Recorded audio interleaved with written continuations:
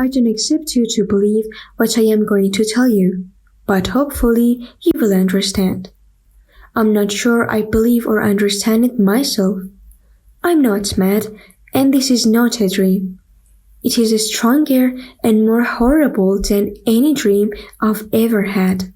But maybe a clever reader will see my story and find an answer to the madness. This is all I can hope for. I've always been soft at heart. People made fun of me at school for it. I was especially soft for animals. And my parents got me many pets.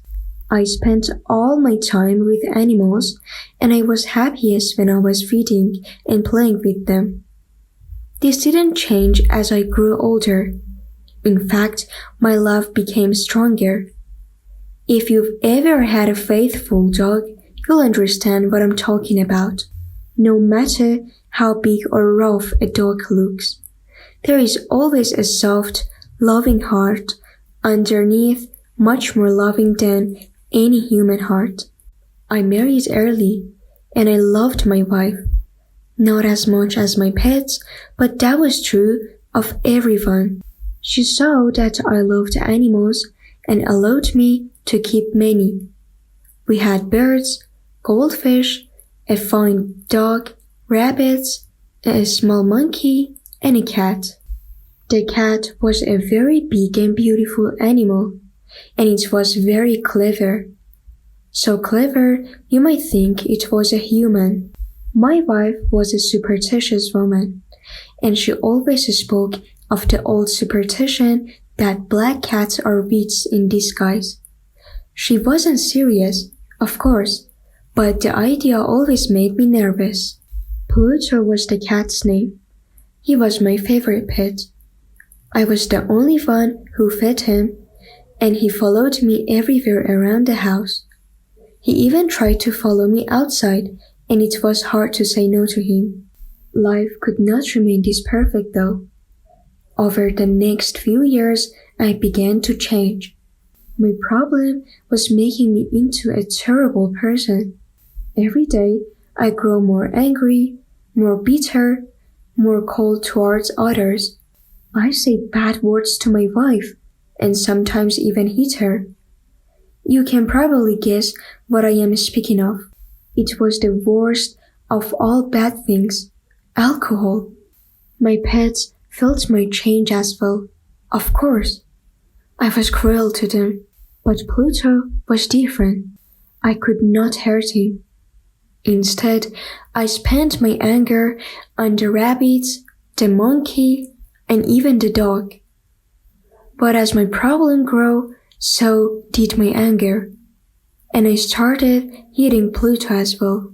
One night I was coming home from a bar. The cat seemed to be avoiding me. For some reason, this made me furious. I grabbed him and he bit me, and I shouted and swore.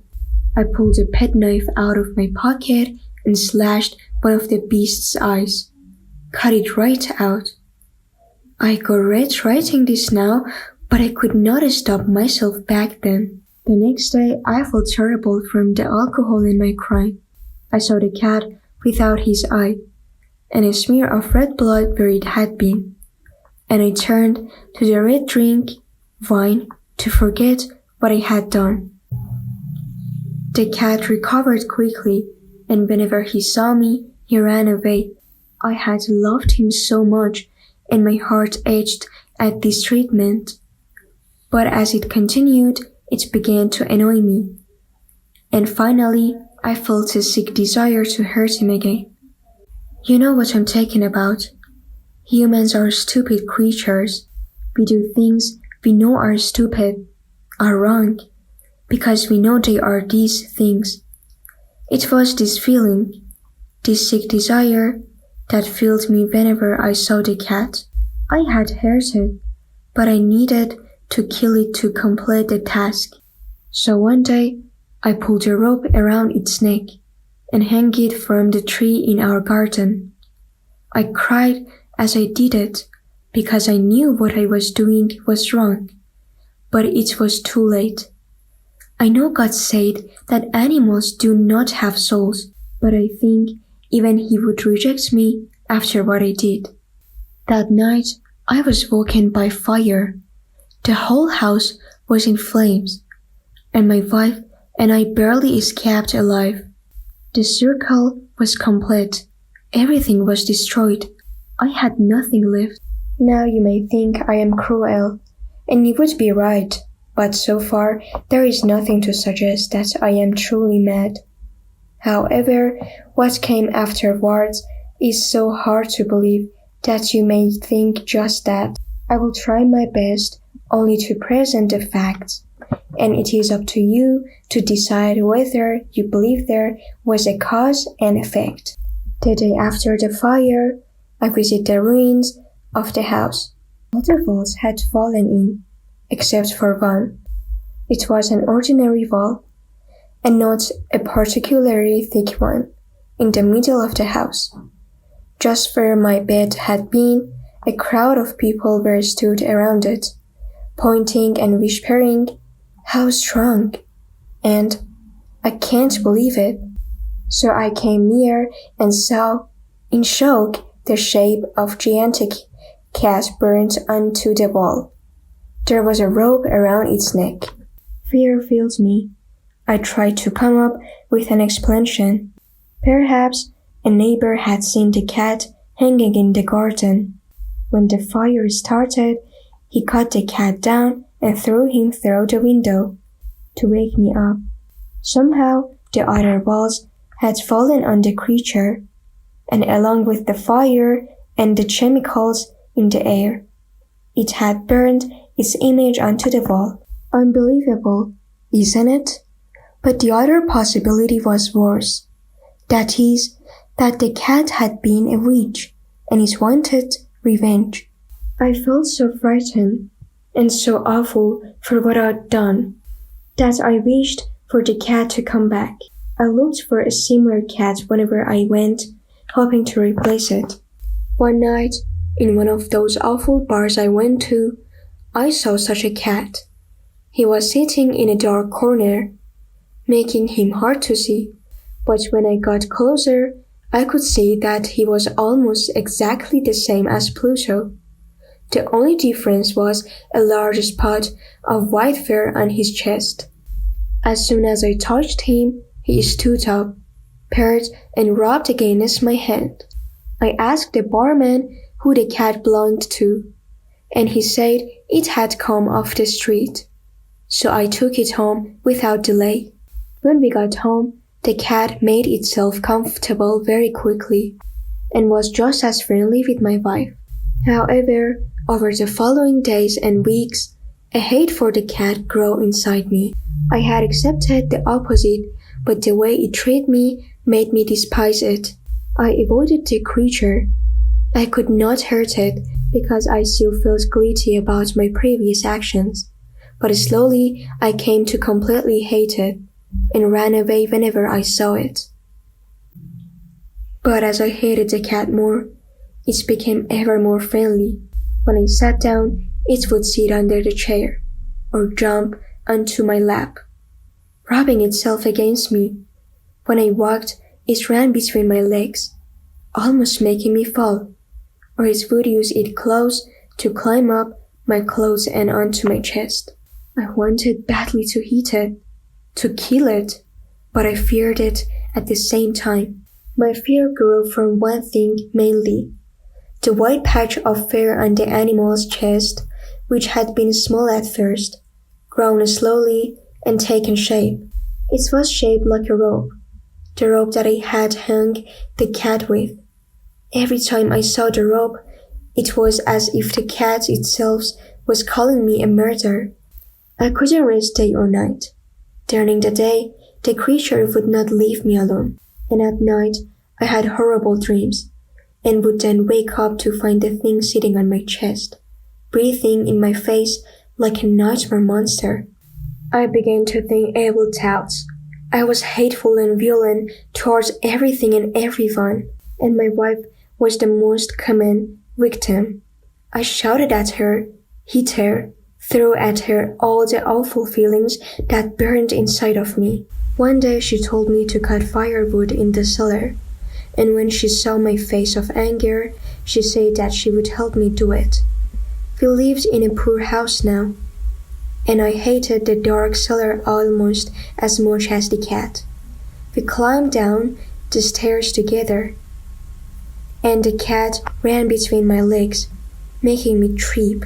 Luckily, I grabbed the banister in time, but I felt such a rage that I could not control myself. I picked up the axe, aimed it at the animal, and threw it down. But my wife's hand caught the handle. Full of demonic rage, I pulled away from her and raised the axe again, burying it in her brain. She fell dead without a sound. You must think that I was sad, because although I showed my rage to my wife, I did still love her, but at that time, all that I felt was a determination. I had to hide the body. I couldn't remove it from the house without the neighbors seeing. I considered cutting it up into small pieces and burning them, or digging a grave in the floor of the cellar. I even considered packing it into a box and having it delivered somewhere. Finally, I thought of the right idea. I would hide it within the walls of the cellar. It was the perfect place. The walls were loosely built and soft. One of the walls had an empty space where a fireplace had been, and the walls were particularly victor. I pulled apart the wall and placed the body inside, and then replaced the bricks one by one. I worked through the night. When I was finished, I was satisfied with my work.